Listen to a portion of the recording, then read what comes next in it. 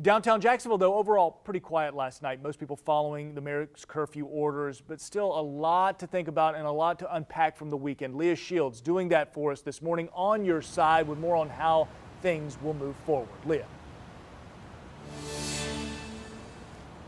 Yes, good morning. Well, I'm sure today a lot of people cleaning up the mess from Saturday's violent protest. Well, it was a peaceful protest that ended up turning violent. And something we just noticed here are the security cameras outside the Supervisor of Elections office were spray painted orange to cover up the cameras.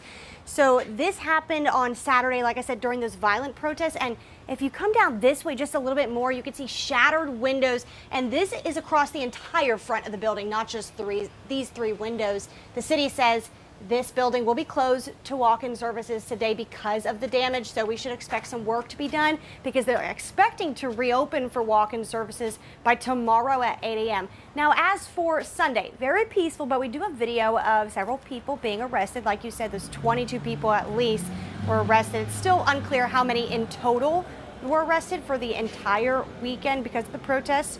We were also told that police used pepper spray when protesters tried to take over the Main Street Bridge on Sunday. Now back to Saturday.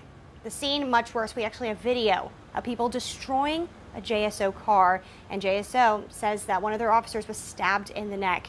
Downtown damage shows just how violent it got. Windows shattered at more places, not just the Supervisor of Elections office.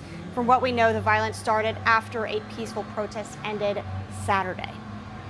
I watched it. There were some kids out there making their voices heard respectfully, and then they left, and the folks that are left are, it's not about peaceful protest, it's not about reform, it's not about change, it's about violence.